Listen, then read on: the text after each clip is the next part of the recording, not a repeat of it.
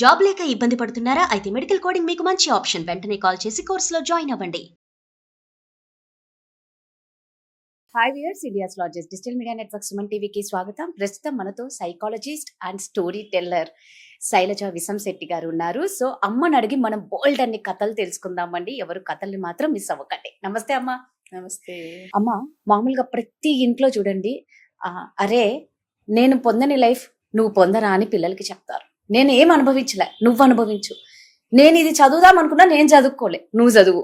నేను ఇది చేద్దాం అనుకున్న, ఒక పోలీసో ఐఏఎస్ ఆఫీసరో ఏదో ఒకటి నేను చేయలేకపోతున్నా, నువ్వు చెయ్యి అంటే మన ఇష్టాలు, మనకు తీరని కోరికలు, మనం ఏమనుకున్నామో లైఫ్లో సాధించలేనివి పిల్లల మీద రుద్దడం అనేది ఎంతవరకు కరెక్ట్? అంటే కొంచెం మారారు, ఓకే, కానీ మారాల్సిన వాళ్ళు ఇంకా ఇంకా చాలా ఉన్నారమ్మా. ఉన్నారు. అవును, చాలా ఉన్నారు. సో మొన్న ఒక ఇలాగే అంటే సైకాలజిస్ట్ గా ఒక కేస్ వచ్చింది. ఏంటంటే ఆ పాప వచ్చిన దగ్గర నుంచి అలా తన కళ్ళలోంచి నీళ్లు కారుతూనే ఉన్నాయి, బుట్టబుట్ట బుట్టబుట్ట బుట్టబుట్ట. ఏంటి అంటే, నాకు ఈ నాన్నొద్దు. హా, ఏమైంది నాన్న, ఏమైందమ్మా చెప్పండి అంటే, నాది ఎలా ఉంటుందంటే మీరేమైనా అనుకోండి, ఆమె మదర్, ఆమె గ్రాండ్ మదర్, మీరు అలాగే మాట్లాడతారు. నాన్న కన్నా బుజ్జి అనే మాట్లాడతారు. సో సో ఇలా ఇలా ఏమంటాము, ఒక మీ బిడ్డలాగే చూస్తారు. సెటప్ లాగా అట్లా కాకుండా నాకు ఇంట్లోనే చేస్తాను. I have no board, I have no, okay, I'm not into fixed into some frames like అనమాట. ఫ్రీలాన్స్ గా నాకు నచ్చితేనే కేసు తీసుకుంటా. అట్లా తెలిసిన వాళ్ళ వరకే వస్తుంటారు మన దగ్గరికి. సో ఆ పాప వచ్చిన తర్వాత ఏమంటుందంటే, I was a happy child అండి, I love my father. First ఈ స్టేట్మెంట్ కి ఆ స్టేట్మెంట్ కి ఏమైనా ఉందా? సో అంది, ఓకే గుడ్, మరి ఇంకేంటి నాన్న చెప్పండి. అలా వీళ్ళతో ఏంటంటే we have to spend time. So మాట్లాడుతూ ఉంటే అక్క మీద ఫోకస్ ఉండేది, అన్న మీద కూడా ఫోకస్ ఉండేది బాగానే. నేను ఒక హ్యాపీ బేబీ లాగా ఉండేదాన్ని. అమ్మకి నాన్నకి గొడవలు ఉండేవి కానీ నాకు అంతగా తెలియవు అప్పుడు. ఎప్పుడైతే అన్న జాబ్కి వెళ్ళిపోయాడో, అక్క ఇంజనీరింగ్ సీట్ వచ్చేసి వెళ్ళిపోయిందో, అప్పుడు నాన్న దృష్టి నా మీద పడింది. అప్పటి వరకు స్కూల్కి వస్తే కూడా నాన్న ఏమడిగేవారు పీటీఎంలో, మా అమ్మాయి బిహేవియర్ బాగుందా, I'm not bothered with marks అనేవాళ్ళు. అలాంటి నాన్న ఇప్పుడు ఏమైపోయింది దృష్టి, నువ్వు ఏదో పెద్ద ఐఐటి లాంటి కోర్స్కి వెళ్ళాలి అంటే నువ్వు ఇప్పుడే మొదలు పెట్టాలి, 8th క్లాస్ నుంచో 7th క్లాస్ నుంచో అని నా వైపు ఫోకస్ చేశారు. అప్పటిదాకా నేనున్న స్కూల్లో అంత మార్క్స్ పట్టింపు లేదు, నాన్న కూడా ఎప్పుడు అలా అనలేదు. సో నేను కూడా యావరేజ్ స్టూడెంట్ని, హ్యాపీ బేబీని. ఇంకా అప్పుడు మొదలు పెట్టారు, ఎక్కడో కోచింగ్ సెంటర్లో సీట్ రావడం కోసం.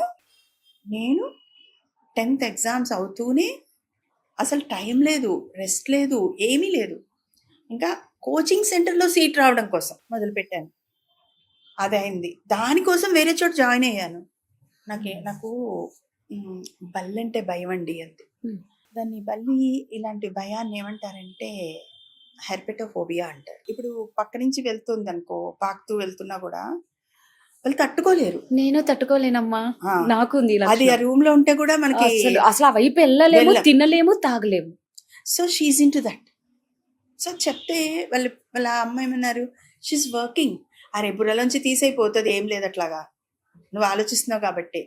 కానీ పాప ఏంటి, ఆ హాస్టల్లో 1 month ఉండడానికి వెళ్ళినప్పుడు అక్కడ చాలా ఉన్నాయండి. పైగా అంటుంది ఆ పాప చెప్పేటప్పుడు, ఐఎమ్ సారీ. మీరు కూడా అయ్యో పర్లేదమ్మా, చెప్పండి. ఎందుకంటే నిజంగా నాకు కూడా అంటే నాకు తెలియదు ఇప్పుడు మీరు చెప్పేదాకా ఇది ఒక ఫోబియా అనేసి. సో ఇలా ఆ లైట్ దగ్గర, గోడల దగ్గర డిఫరెంట్ సైజెస్, షేప్స్ ఉన్నాయి, కలర్స్ ఇలా చెప్తుంది. నాకు కూడా I to felt bad, but వినాలి కదా. అవును. సో తర్వాత వాళ్ళకి ఇలా మంచాలు ఇస్తారు కదా, ఆ పైన పాకుతుంటే ఇంకా నైట్ అంతా నిద్రపోయేదాన్ని కాదండి అని చెప్పింది. అంటే she was so scared about. అది చూడనికి చాలా చిన్నది అనిపిస్తుంది, కానీ అలాంటి వాళ్ళకి అది ఎంత పెద్ద నరకం అంటే అంత పెద్ద. అంటే ఎవరికి ఏది నచ్చదో దాని పట్ల ఎందుకో డెవలప్ అవుతుంది, కానీ దానికి ఏంటంటే she needs a treatment. Okay, psychiatrist దగ్గరికి తీసుకెళ్ళి ట్రీట్మెంట్ ఇప్పించారు. సో వాళ్ళకి అది అర్థం కాలేదు. సరే వచ్చింది ఆ పాప. వచ్చిన తర్వాత ఒకసారి రాలేదు సీటు, రెండోసారి వచ్చింది, కష్టపడింది, మొత్తానికి ఏదో ర్యాంక్ వచ్చింది. ఈ బాధల్లోనే ఇంట్లో వినట్లేదు. ఆ డిప్రెషన్కి ఏమైపోయిందంటే ఆ పాప ఎక్కువ తినడం అయిపోయింది.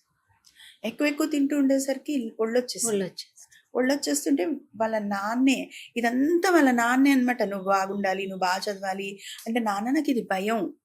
నో, వినలేదు. ఎదురు చెప్పకు అంటే అప్పటిదాకా ఒకలాగా చూసి అది కరెక్ట్ అమ్మా. అప్పుడు మారిపోవడం అంటే చిన్నప్పటి నుంచి పెట్టడం వేరు, నేర్పించడం వేరు. కానీ మీరు అన్నట్టు అప్పటిదాకా అమ్మాయి హ్యాపీ బేబీ అనుకుంటూ so she to believe that నా లైఫ్ లో ఏం రిస్ట్రిక్షన్స్ లేవు, నేను ఎలా ఉన్నా ఏమి అనరు. ఇవన్నీ వాళ్ళు పెద్దవాళ్ళు ఇచ్చిన ఫీడే కదా ఇది. అమ్మకేమో టైం లేదు. She's into her office work, వంట పని, ఇంటి పని, నాన్నతో పడే ఫైట్స్, అత్తగారితో పడే ఫైట్స్, ఇవన్నీ ఆమెకు నడుస్తూ ఉన్నాయి.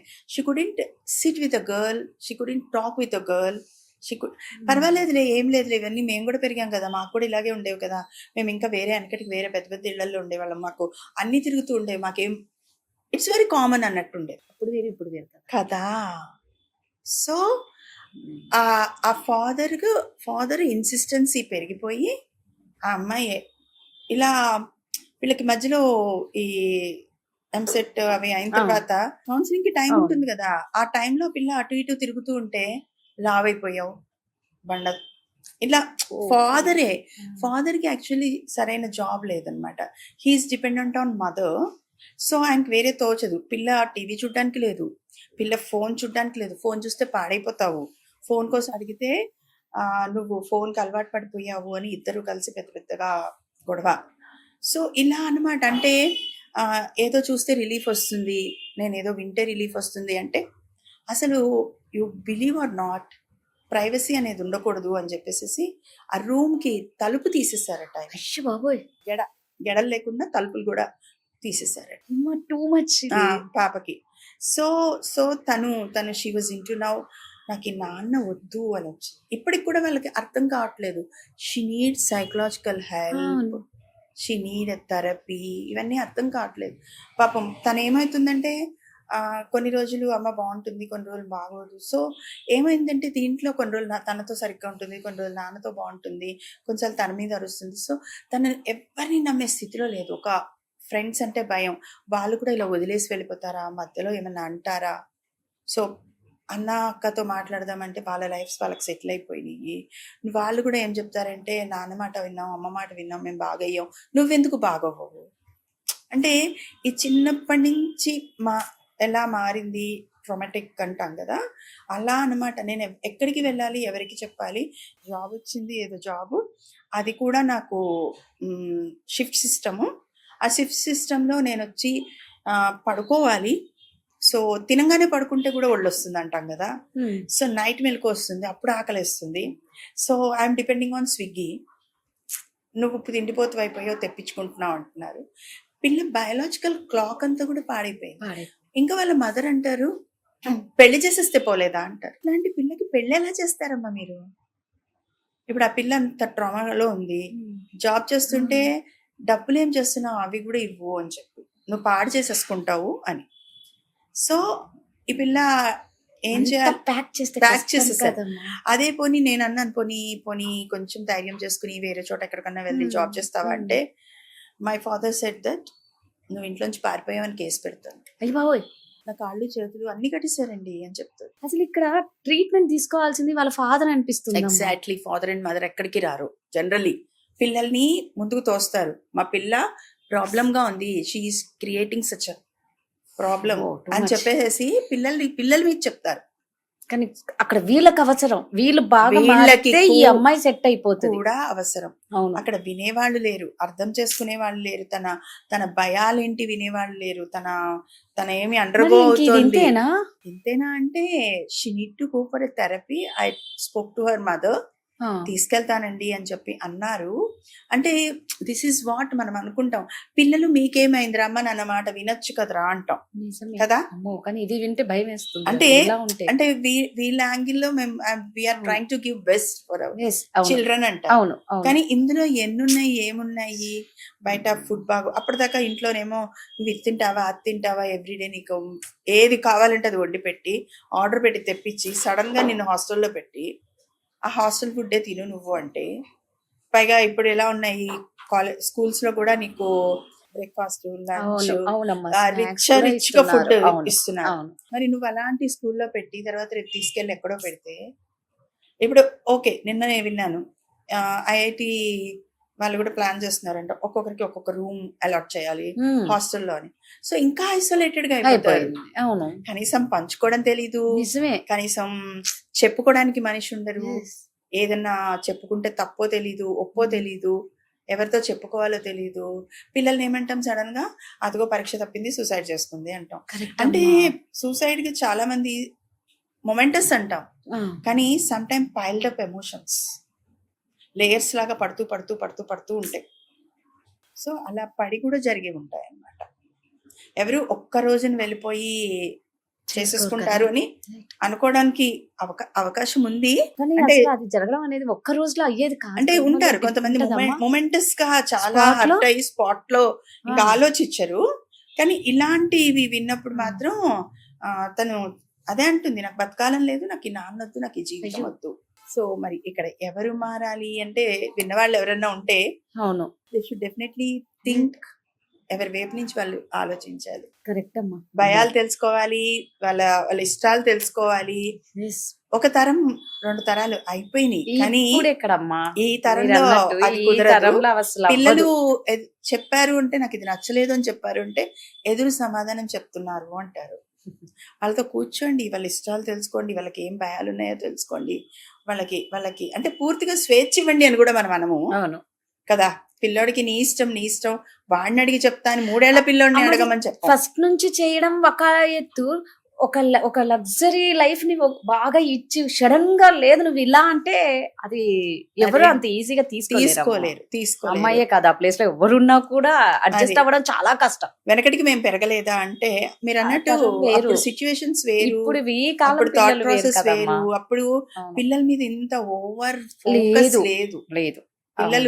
పిల్లలు నలుగురు జాయింట్ ఉండేవాళ్ళు, ఫ్యామిలీస్ ఉండేది, అమ్మమ్మ నానమ్మ ఎవరో అక్కలు, ఒకళ్ళు మంది. హెల్ప్ కి వచ్చేవాళ్ళు. ఒరే అవును. దానికి అది ఇష్టం లేదంటరా, యా. వీడికి అది ఇష్టం ఇక్కడ లేదంటరా, ఎవరున్నారు? ఎవరన్నా వచ్చేవాళ్ళు, నువ్వు అవును. తెలియదులే, ఇట్లా అవును. ఉండేవి ఏవో ఒకటి అవును. సంథింగ్.